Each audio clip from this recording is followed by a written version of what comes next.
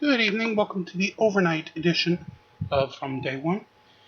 Before we get to Art Bell and part 2 of the Bigfoot Museum, just want to apologize for part B of the evening session tonight. We've had some serious technical difficulties here at GC Central. I'm honest at this moment, I don't know if we're actually able to salvage any of that episode at all. And if not, that would be why you probably got a Chestapalooza in its place in the evening block. If we were able to salvage parts of it, you'll likely have that instead in the evening part here this Monday evening before the overnight. So that being said, that is why we had our technical issues. Left the game set about as close as I could to when the technical issue occurred. And let's pick it up where we left it off, if we're able to salvage. Otherwise, this is where we were when that abandoned episode met its untimely demise. As we rock through Dominion with Art Bell and the Bigfoot History Museum. I mean, whether it's a business problem, or they're worried about people coming to gently put on a little restraining white thing and take them away, one way or the other, they don't talk about it. All right, Mike, hold tight. We'll be right back. Mike Ruck is my guest, co-founder of Bigfoot Discovery Project, curator of the Bigfoot Museum in the Santa Cruz Mountains, where I hear. And my next question, I guess, is going to be, is there any record, known record, of Bigfoot having harmed a human being? Well, I have found a couple of reliable stories, but in most cases, I feel that the harm was done in self-defense. I don't know of any stories. Tell me what you know. Well, there was a mining company in Chetco, Oregon. Yes. They had a problem with bears coming into camp. This was in 1890. Right. And because of that, they would have a sentry stay up all night to wake everyone up should a bear come into camp. And one night a Bigfoot came into camp, and they sounded the alarm. Everybody woke up. Two of the miners grabbed lanterns and rifles and ran into the woods after the Bigfoot. A short time later, there was gunfire. They heard it, and they figured, they must have got it. But they waited, and the men did not return. So they finally... The men? So how many men were out? Two men at least, with rifles. Right. And lanterns went out, and they didn't return, so they sent a posse out, several people, to look for them. Right. And they were found, and they had been dismembered, and their rifles were kind of bent in a circle. Their rifles in a circle? They were bent, and the bodies were pulled apart. Pulled apart. But I believe that was self-defense. So, in other words, one of them or both of them took shot at a Bigfoot. Yep. Mm-hmm. A Bigfoot took umbrage and, well, as you point out, ripped them apart, bent their rifles into U shapes. Yeah. Really? That's a horrible story. Well, all right. Yes, but that's not a typical Bigfoot. Okay, I understand. He's a gentle, beautiful creature. This will serve a dual purpose, Mike. This is reported by a person close to me that many of you in the audience know to be the sound of a Bigfoot. It will also help you to understand whether you think Bigfoot is gentle or not. This comes to me via Linda Moulton Howe, and it also serves to check and see that all of you are still awake out there. This is the actual recorded sound of a real Bigfoot.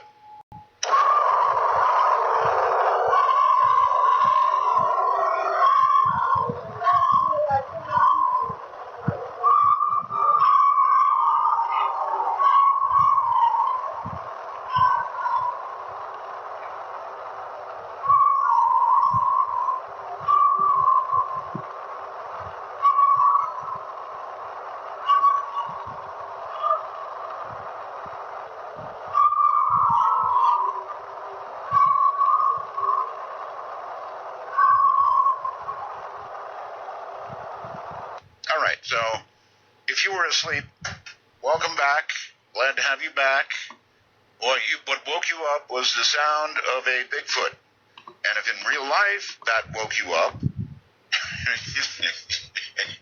you're still alive, then fine. So, Mike, have you heard that sound before? Yes, I have. We had occasion to record something very similar to that, where after a while the sound didn't even seem organic. Because what we recorded was a Bigfoot that was howling in siren-like fashion, long drawn-out siren. There you got it. And coyotes and dogs from all around joined it and started screaming along with it. Really? Pretty soon you had the various vocal harmonics clashing and the echoing, and the whole thing took on a metallic sound, just as the one you just played did. It has a kind of metallic echo to it. There was a terrified lady that held a recorder in her hand recording this. I mean, there's quite a story to go along with it. It's quite a credible report. We've had this sound for years. It's pretty horrible, in my opinion.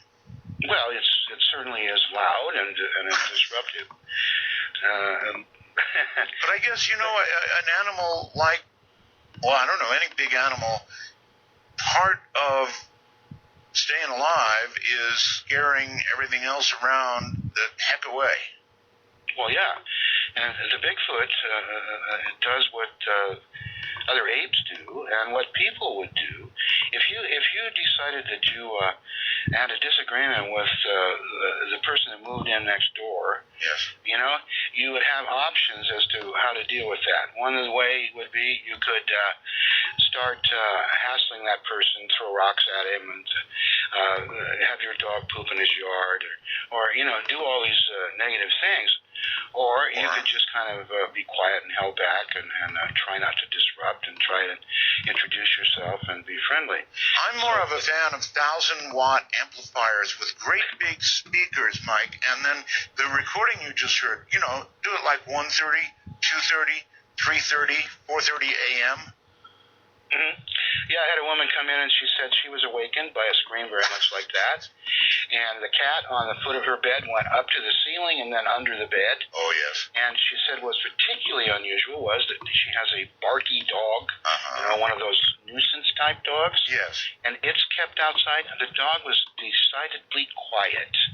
And I have heard this so many times, I can guarantee the dogs know when the Bigfoot's around, when they can smell it, they are quiet. 99% of dogs. Okay. The Patterson... Instinctive. I'm sorry. Go ahead. No, I was just going to say the Patterson film is pretty much regarded as, Bigfoot Gold as the best. Would you say that's true? 100%. All right. Did you hear me read the story at the beginning of the program about the observation of the third person in the Patterson film? Yeah. I've heard stories like this over the years. There have been stories put up where they show a bunch of men at the films, in the mountains prior to Patterson being there, and they claimed that there was a murder, a mass murder, and all these people buried the Sasquatch. There's been all kinds of wild and crazy stories told about that thing, but I can tell you this. If you get a book written by Bill Munns, which was just put out at the end of last year, it's the result of many years of work that he's done on the Patterson film. And Bill Munns has 30 years experience in Hollywood as an artist, a makeup artist, and what have you. And he has designed and built costumes for movies, monsters. The Swamp Thing being one of his more notables. And he's the man who made the giant depiction of Gigantopithecus that you see online everywhere. Right. Bill Munns. Well, he got a little bit of money and a grant to go ahead and take his skill set and apply it to the Patterson film. And he had no iron in the fire. He didn't care one way or another if the Patterson film was real or not, and whether Bigfoot was real or not, but he knew he had the right credentials to figure that out. So he got more than one copy of the Patterson film, a total of 3 copies, scanned them into high-definition video, put them in his computer, and started analyzing the film. And he has now put this book out, which has many, many pages of drawings, diagrams, photographs of body parts from the Patterson film and why it's not a costume.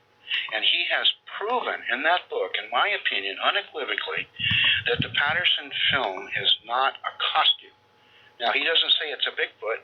That's not the point. All he's saying is that is not a costume. That is a being that you're seeing that looks just like what you see. And he has proven that in writing with many diagrams, many models, many proofs, mathematical equations, and all the stuff they call science. And so that is officially a statement that's been put out for peer review now. So if someone wants to say the Patterson film is fake, then they have to do it in writing, and they have to respond to his work and prove that he's wrong. Okay. That's called the scientific method. It is. It is. So, you don't give this story much credibility about a third person who was seen moving. No, because I've heard so many stories like that, okay. And it turns out to be, it really has nothing to do with it. What people do is they reach for things that they can bring up about the film that will cause you to have doubts about the credibility of the two witnesses, Patterson and Gimlin. Well, the thing is that the two witnesses, Patterson and Gimlin, their story has never changed. And even though they have contradicted each other a couple of ways here and there, it's only human nature, because no two people see anything the same way. That's right. And you have an event, and if you have two people that describe it exactly the same way, they've rehearsed it. I expect to hear people with little differences like it's a very good point. I mean, even the police tell you, eyewitnesses are absolutely pretty much unreliable. They report different colors of cars. They report different clothing, different everything. That's why science ignores all the witnesses of the paranormal. It's decided a priori at a time. Thank you. Most people are all liars and fools. Yeah, thank you. That's right. That's exactly what they do. Okay. Is Patterson the best evidence for Bigfoot? Yes, by far, hands down, in my opinion. Hands down. Huh? And that's because I have met Bob Gimlin and spent time with him and asked him all the toughest questions. And, I was asking him things he didn't even remember. I probably know more about the film than he does because I've studied it. Gimlin wasn't really a Bigfooter. Gimlin was a cowboy who met Patterson on the rodeo scene. Patterson, though, would come to Gimlin time and again and try to evangelize Gimlin to join him in searching for Bigfoot. Because Patterson was always looking for volunteers to go out in the woods with him and people who might help him with funding. And Gimlin was one of those people. And Bob Gimlin told me, I had 3 or 4 jobs I was working all at the same time. I was raising cattle, I was training horses for other people, and I was tending bar to pay for my child support and alimony. I didn't have time to go with Roger in the woods and look for Bigfoot. I didn't even believe in it. But I did believe that if there was such a thing, Roger was the guy who would be able to prove it. Right. Can I ask you about a rumor? Sure.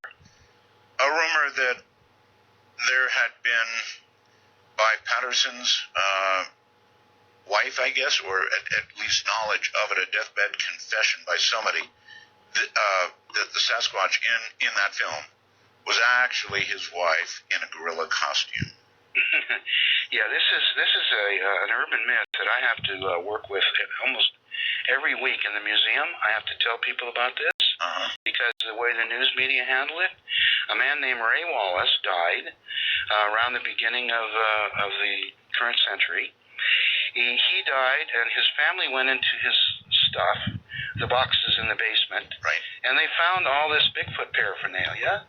And they knew that Ray liked to tell Bigfoot stories, and that he was considered the irascible, lovable Bigfoot guy, Ray Wallace, who always had a Bigfoot story to tell. And everybody pretty much knew that he kind of made it up as he went along. And he went and carved fake wooden tracks, and then he made molds from them and made plaster casts, which he sold to tourists, claiming they were genuine Bigfoot tracks. He filmed his wife in a gorilla suit and sold stills from the film to people, saying these are actual photographs of a Bigfoot. And I've seen a few of those pictures actually still on the internet, and some people still think they're real. And Wallace was a faker, okay? But he was known to be a faker and only fooled a few of the researchers at the beginning. And then they caught on, and nobody was fooled anymore by Wallace. But when his family saw all his stuff, they decided to give the news media a call, and they announced that Bigfoot was dead because their dad had created the entire Bigfoot myth single-handedly in 1958 in Northern California, Ray Wallace. Now, when ABC News told that story on the evening news, I was watching, and as they were telling the story about Ray Wallace and the deathbed confession that he filmed his wife in a costume, they put the Patterson-Gimlin film up on the screen. God. Not related at all to the Wallace story, had nothing to do with it, and taught everyone that there was a deathbed confession. So typical. Ray Wallace did not on his deathbed say he made up Bigfoot. So his typical. family. Yeah, so typical. The media does this kind of stuff. Anytime it comes to paranormal, any way they can figure out to crush it, they do it. Oh, my God, yes. They've been battling this for years now. It's just the way they work. A quick word, I get these computer messages, the wormhole, it's called. Wisteria says, I have a friend who was chased by one in Tennessee, said he came upon the tallest pile of bones, which was absolutely huge, standing there, and all of a sudden, by the bones, I guess, a Bigfoot came up on him and lunged at him. He was on a quad. Needless to say, he got out of there really, really quickly. So he came upon a pile of bones, and there was a real Bigfoot there. Would a Bigfoot, as a human does, mourn one who has passed? Is that what he could have come upon? I mean, maybe, one of a mate or something died, or I don't know. I'm just reading this. Well, there are people who claim to have witnessed Bigfoot burials, and who claim that the Bigfoot do indeed bury their dead, and should they have a stillborn child, they'll bury the child. But of course, a great many people in the research community, anytime a person claims to have habituated a Bigfoot and got to know it and spoke to it or spent time with it in any way, shape, or form, they immediately poo-poo that stuff. That's considered bogus. So your Bigfoot believers, most of them don't even want to talk about UFOs and other paranormal. Oh, I understand. Although the paranormal part, you almost have to do that a little bit. But here's something people come to you, obviously, with Bigfoot stories, right? Absolutely, from all over the world. All right, so how do you cut through the BS? How do you separate the wheat and chaff? How do you know when it's a credible story you're hearing versus the other? Yeah. Well, of course, you can never be 100% sure. But being now 70 years old, having been, for 50-some years a hobbyist with this, in other words, Bigfoot was my main interest when I wasn't busy. Sure. Always back to Bigfoot, reading, whatever. And then the last 10 years now, all I have been doing is Bigfoot. So I think about this when I go to bed. I'm still thinking about it when I get up in the morning. I go to my computer. I check in and see what everybody else is doing. Then we have people come in here from 11 to 6 all day long. They come in here and they want an education. They want to know facts. And they come in here wanting to share experiences. Quite often those people will come in and they won't even talk to me until everybody leaves. Then they'll come over and they say, I've been wanting to talk to you about this, but I was afraid I couldn't do it with other people around. And then they'll spill their guts some kind of outrageous story that would make most people just, roll their eyes and invoke woo. Right. So I hear all kinds of things, including stories about little gray men with large eyes, abduction scenarios, ghost stories, and stories of other strange creatures. I've heard it all. And from 1980 till 1994, I read every UFO book that I could get my hands on, and I went to every conference I could go to. I met eyewitnesses. I talked to authors. And I realized that I've got to get into this UFO thing, too, because there's an overlap with the Bigfoot thing. And then in 1994, I decided, you know what?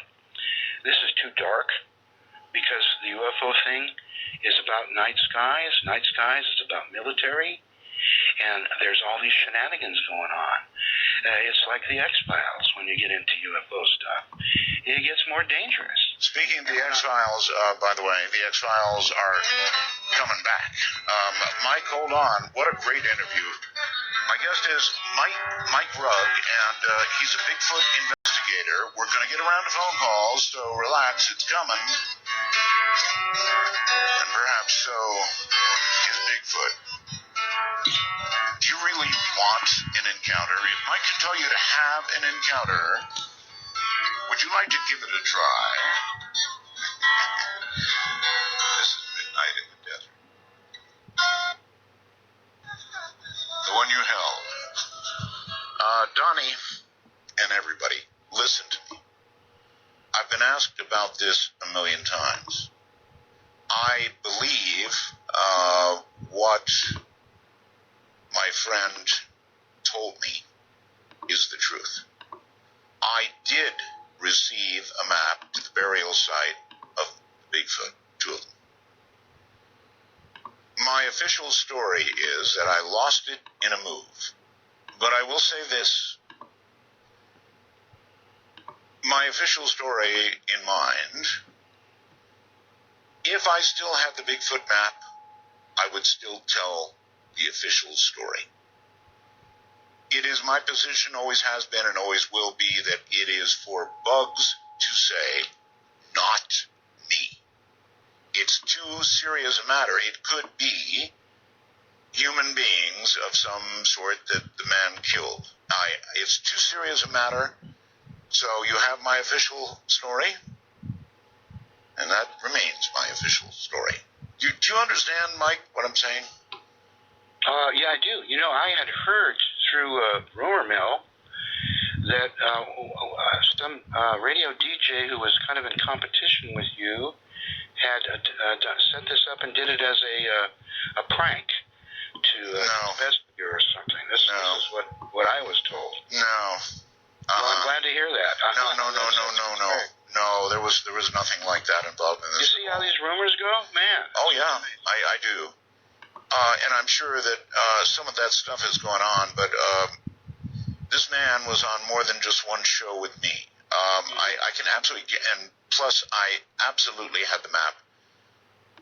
We had legal consultations that went on behind the scenes. This was no prank, I guarantee you. Mm-hmm. But however, even today, Mike, if I had that map, I would still tell my official story, because I will protect him until the day he decides what he's going to do about this. That can't be on me, Mike. It can't.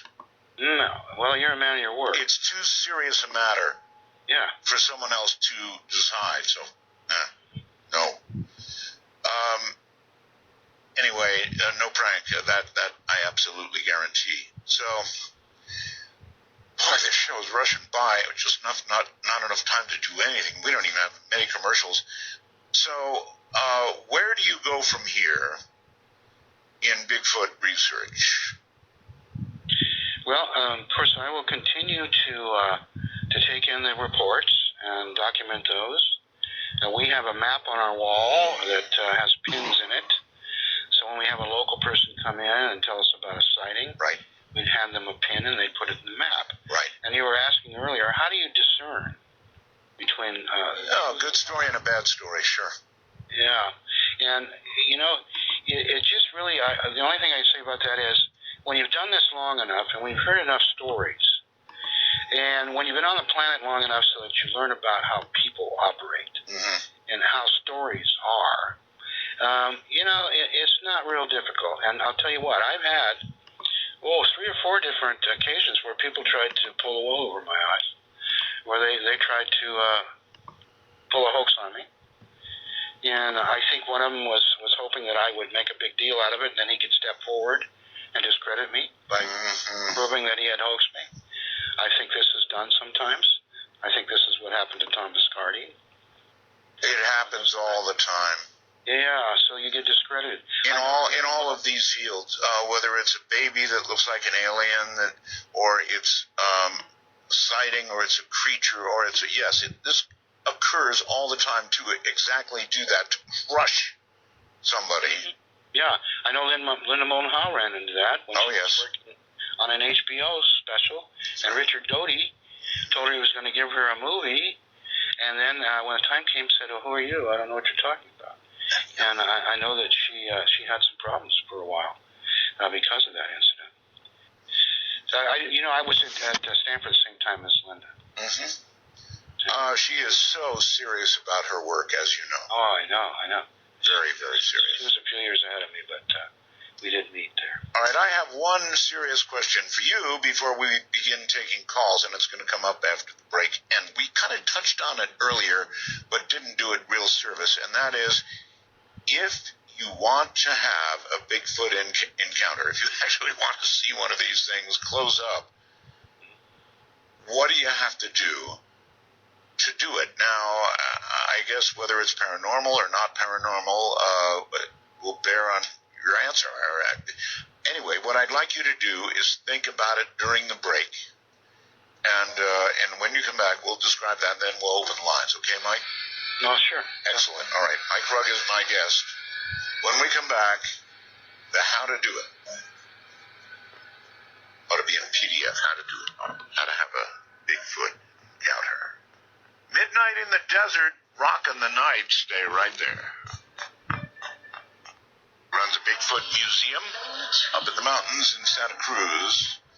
He's the co-founder of the Bigfoot Discovery Project. And so he knows as much as a person is likely to know, and we're opening the line. So here is the deal.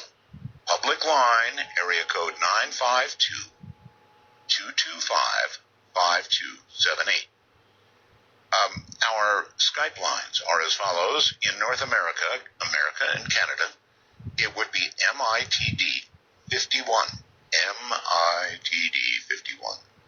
Outside of North America, rest of the world, anywhere, it's MITD 55. MITD 55. And back to Mike for one question just before we get going, and that is, if you were to, sit down and write a manual, or maybe just a PDF on how to have a Bigfoot encounter, what would it sound like? How would you advise me if I wanted to have an encounter, and I really don't, Mike, but if I did, yes, how would you advise me? Well, I would tell you, first of all, that you have to do your homework, and that entails finding an area that's close to where you are, because the farther away, of course, the less chance you got to go there. Find an area as close as you can that has a history of Bigfoot sightings. Mm-hmm. Now, for me, that's easy because I have a museum with a map on the wall, and I have people coming in here all the time and telling me they saw one in their backyard. And so when that happens, I go to their backyard, and I hang out there and see if something happens. Okay. I've done that numerous times, and I've had things happen. And so if they came to the Santa Cruz area, for example, and they came in here, I could show them on the map where these sightings have happened in the past, and over and over and over again. And when they're seen many times in one place, it kind of gives you a clue as to the fact they might be there. All right. What about the paranormal aspect, Mike? Well, the paranormal aspect, what I would do about that is I would say that when you go out and you're trying to contact Bigfoot, then what you would preferably do, rather than cocking and cleaning your gun or shining a bright light into the forest, yes, is that you would sit there quietly in the dark and either meditate or play a musical instrument or do something to try and get into something like an alpha state and be thinking kind thoughts about the Bigfoot. All right, and that final, I promise, last question before I give you to the audience, and that is, do you think that these creatures can sense, I'm going to have one more question, darn it, can sense whether you have goodwill or bad intent? I think that if such a thing is possible, then these guys would be able to do that. I think that these people still have, I'm calling them people, I like to think of them as forest people. I think that they have all the powers, the animal powers that we lost. When we invented technology at all, our other senses started atrophying. Sure. That's why animals can hear, see, smell, all of their senses are superior to ours. We have a little bit of it left, actually. If there's somebody coming to do you harm, in general, most people can feel that before they know it for sure. Oh, sure. Yeah, you get vibes. And so, Yeah, I mean, if a human being is capable of getting feelings like that and having warnings, then you can be sure the Sasquatch can do it. Here, here. They're more in touch with the natural side of things. All right, I think that I demonstrated probably very abruptly and a little scarily to most people how they sound. What I don't know, Mike, is this is my last question, how do they smell? Can you describe the smell? Well, the smell, what I would say is this. A Sasquatch, normal circumstances, alone in the woods, is going to smell kind of like a barnyard animal. You're going to be able to smell his sweat. You're going to be able to smell other things that are clinging to his hair. And he would have a musky animal-like smell. But the stench that takes away your breath and can cause you to be a little lightheaded and confused, that is a function of the fight or flight scenario. So when the Bigfoot is stressed, afraid, to put it in simple terms, and he's got to either pull your arms off or run away, he has this odor that comes out. Now, Diane Fossey reported this with the mountain gorillas. Two mountain gorillas have a musky smell, but when two of them are fighting over a harem, they both put out a putrid odor. And that odor, I would say, would be like the worst human BO you've ever smelt, combined with a touch of skunkiness that had rolled in a dead animal and crawled around in a sewer. It's a very strong smell, and it has a quality to, like I say, take your breath away. And all right. I think that they also indulge in a little infrasound. They hit you with a low frequency sound that causes a wave of fear to go over your body. I'm not sure they need that for that to pass over my body. All right, off we go to Skype and Will. Somebody named Will. Hello. Hey, Art. Roswell's to you, and it's great to hear you on the air. Thank you. The technology that you're using and the quality of the signal is just amazing. It is amazing. You're right about that, Will. It is astounding. Anyway, do you have a question?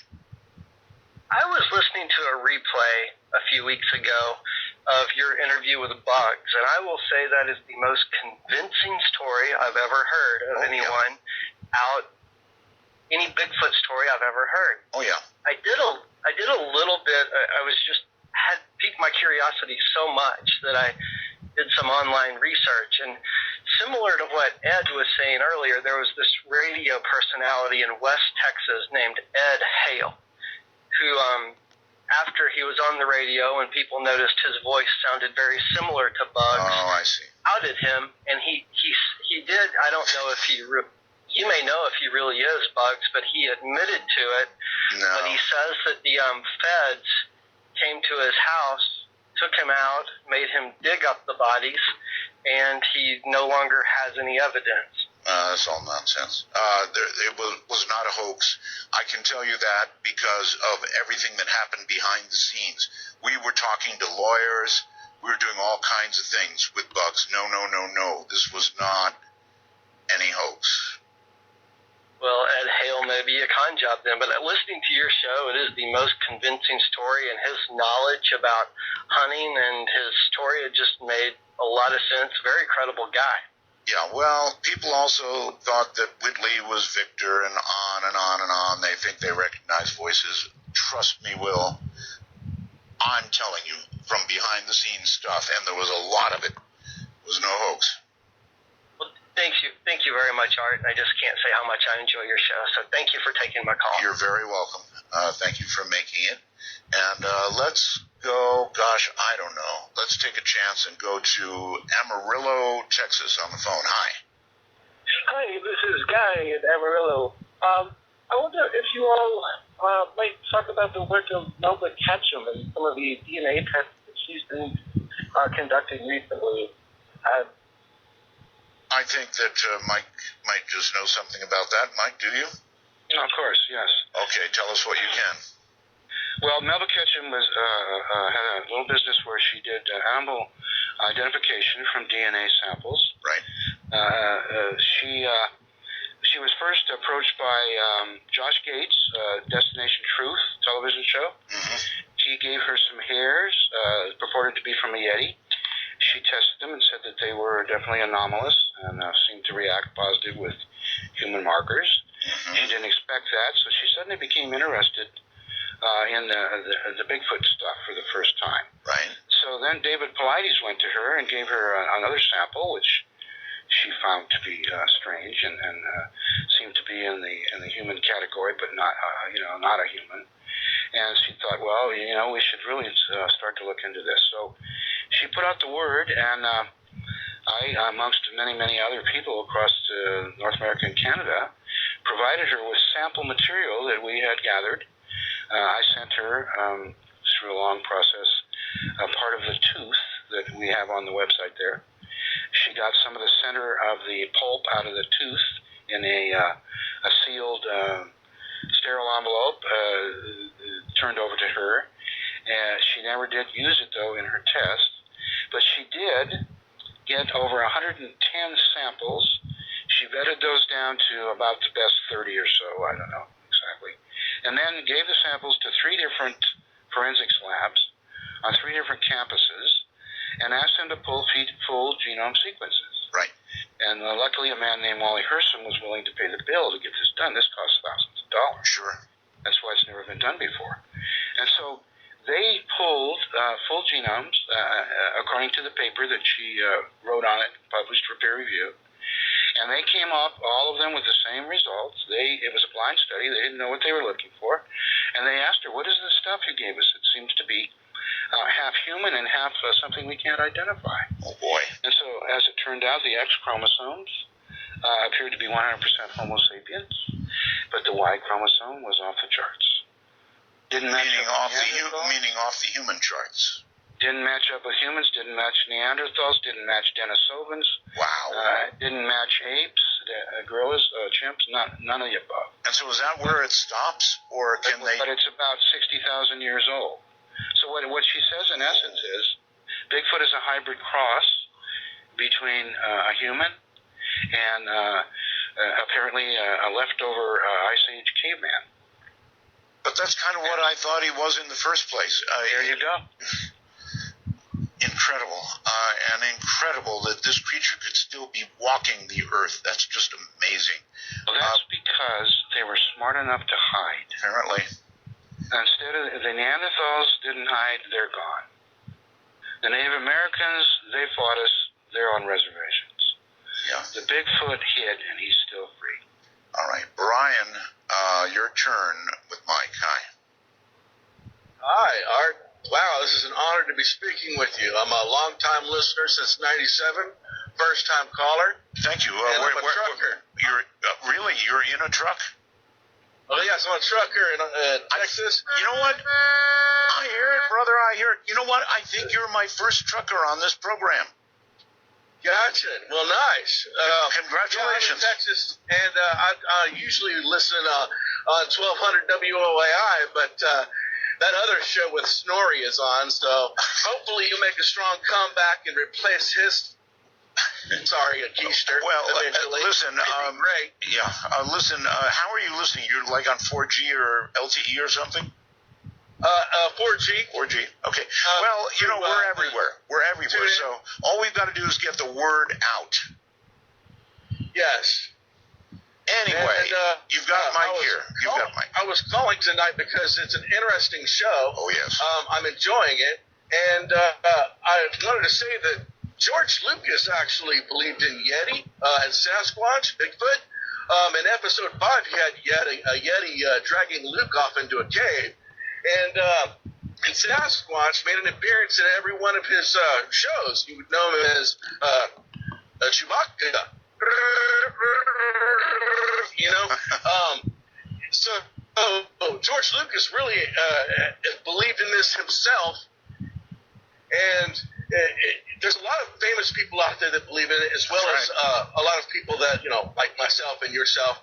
I enjoyed the show, and I just want to make a shout-out to my brother Billy. I'm on the show, bro. This is great, Art. It was awesome being on with you. Thank you for taking my call, and good luck, buddy.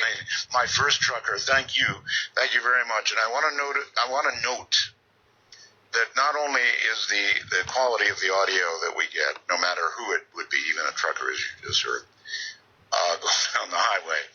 But the intellectual quality of the callers is also really off the charts, so thank you all. Let's go to Everett, Washington, Northwest Country. You're on the air with Mike Rugg. Hi. Everett, Washington. Whoops. You're on. No, you are on the air. Hello. Going once. Going twice. Hello. Yes. Oh boy, that was close. Sally, I'm getting you and. Well, you should be turning off your device. Yes, turn off your device. It's off. Okay. Proceed. What I'm getting is you double. I'm getting part of the show from about 10 minutes ago, and now you live. I don't know how you. Oh well, it's delayed. Anyway, do you have a question about Bigfoot? Now I'm on. Yeah. Please turn it off. Again, do you have a question about Bigfoot for Mike? Yes, I do. Okay, fire away. Stop listening to that. Ask your question. I fear he's gone. Go ahead, you've got to go. We're waiting. You're on the air. Go ahead. 3, 2, 1. Let me try this with two or three conversations going on. Well, that's hard. You have a question, sir. No, you don't. He's just not going to make it. Here's the deal, folks. Let me lay it out for you. When we're here talking here in my studio, every word we say is going to come out about a minute later on your device, whether it be a phone, a computer, some sort of pad, whatever it is you're listening on. God knows you can listen on about anything. So the moment you actually connect with the show, you have got to turn that off. And if you don't, you're going to be hopelessly confused and sound like that man, and you don't want to do that. He was obviously a bright guy. He just couldn't take the fact that, he was being delayed like that. Let's go to Flagstaff, Arizona, and hope for the best. Hello. Hey, Art. First and foremost, I want to welcome you back, the godfather of talk radio. Thank you. You are the man. You are the Don Corleone. To Mike, I don't know if he's familiar or not with the Falcon Project out of Idaho State University, and if he thinks that the way that we're going to find or identify Bigfoot, not through use of weapons or use of stalking, but through drones or this 48-foot long blimp that they're using with night vision scopes, everything. Are we going to find it through technology in this modern world that we're living in? Good question. Well, of course, that remains to be seen. I personally think that flying over a forest is not necessarily going to be that productive. We have all kinds of downed planes that are lost in the mountains, and they have search groups out and rescue people looking for these planes. They're flying around, and they can't find these planes. True. That's because the tops of the trees provide an awful lot of cover, and so you're going to have to be looking down at areas that are open and uncovered. And of course, you could go over an area and with a thermal imager or something in the middle of the night and a stealthy blimp catch a glimpse of a Sasquatch under the trees, but I just don't think it's all. There's so many drones that are out there nowadays, especially using FLIR, or looking infrared. I mean, you can pick up a heat signature of a missing child. You can, but when they're in dense forests, I understand even with FLIR, they have a lot of difficulty. Yeah, I'm not saying you couldn't do that. I'm saying that with a blimp, I just don't think that's the answer. I think drones are a more reasonable answer, but we're already having trouble with these drones getting into flying space and so forth. Right. Crazy out there with drones everywhere, but a drone has been used by the BFRO. They've tried that, and the concept of putting a thermal on a drone and sending it out, as long as the drone isn't making a lot of noise, you could probably. Well, it reminds me of that YouTube footage of those human tribes that are over there in Amazon, where they're holding those spears, getting ready to chuck it at those airplanes, those feral human beings in the Amazon. So there might might be a possibility that, with the use of drones or with this Idaho State University blimp, 48-foot blimp, that we might be able to capture these images and be able to give this to the world. This evidence, this empirical evidence that we need to prove that this creature exists. All right, hold it right there. Thank you very much, caller. My guest is Michael Rugg, co-founder of the Bigfoot Discovery Project, and he knows a lot about this creature. He's our guy. This is Midnight in the Desert. I'm Art Bell.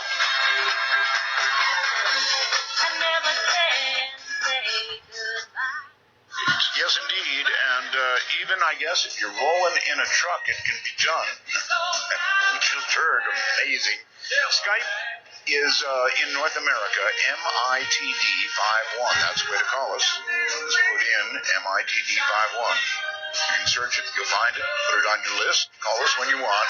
Outside North America, the rest of the world, it's MITD55. MITD55. And here comes Mike again. So, Mike, here comes a caller for you. I'm not sure who it is. I think it's Arnie B is what it says. Hello. Hey, Art. How you doing? I'm doing okay. Where are you, sir? I'm in over the hump from Toronto. You're in Las Vegas. Yep. Okay, go ahead. Well, I grew up in the San Francisco Bay Area. I'm 63 years old, and I used to go fishing every Friday afternoon. We used to have a great time, and I went up in Northern California, and I gotta say, I never seen other than just regular critters for 15, 20 years. So you called to say you've never seen Bigfoot? Yes. Mm-hmm. All right. Well, thank you very much. I appreciate it, and good luck in the future if you want to see Bigfoot. I'm not sure why you would call to say you've never seen Bigfoot, because that would comprise, I would think, a high percentage of the population. So while I appreciate your call, I'm not sure about it. Let's go to Fargo, North Dakota, and on the phone and say hi. You're on the air. Hello. Hello. Go ahead, sir. Yes. My question is for Mike regarding Sasquatch using not only spoken language but also written language. And when I say written language, I mean by like small stick arrangements in spoken language. Oh. I mean by their own language, which may be the Sierra recordings that some are familiar with, but also there's many people that say, including myself, that they speak in our languages. So I know that Mike thinks that they are an archaic human, which I believe is such, and humans, well, they speak and they write. And so I want to hear Mike's thoughts on that. A really good question, actually. What do we know about their forms of communication, Mike, either written or vocal? Well, both the things you mentioned I'm familiar with. There's a man named Scott Nelson, who is a linguist by trade. He teaches 5 languages at a small college in Missouri, among them ancient Persian. He was a cryptolinguist in the Navy, where he was given special software that he used to listen to recordings of people speaking in any language. And his job was to analyze those recordings of those conversations and try and figure out if there was any code in there, any secret messages being try to be put across. So what we have here is a linguist with a very deep set of skills, deeper than the average linguist. And he heard some of the Sierra sounds, what they call the samurai sounds, where the Sasquatch is talking, and it sounds like John Belushi playing the samurai guy. Right. And so when he heard that, he was immediately piqued. He had to hear more. So he went to the 2 men who had the recordings, Ron Moorhead and Al Berry, and said, can I have the original tapes so I can feed it through my Navy software and then analyze it? They said, oh my God, yes, you're just exactly the kind of person we've been looking for. Wow. Now, these tapes have been around for almost 50 years. And so he took on the project, started listening to these tapes, and then he published a couple of papers for peer review stating that the Bigfoot have language. And so we heard about this, and I mentioned it to a few of my science friends, and they, of course, made their inimitable remark about, well, just because the guy teaches language doesn't mean he's not a flake.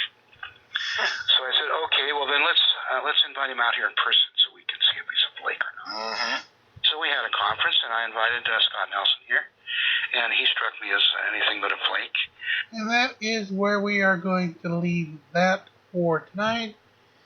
As again, it seems we're having some technical issues, but I want to at least bring this episode to a close while we still might be able to use it.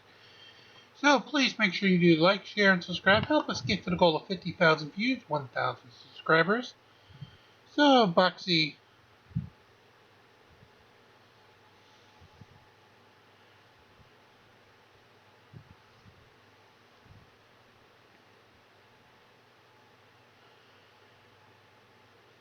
So, Boxy over in Extras will go ahead and get us those nice red packages we can send to y'all.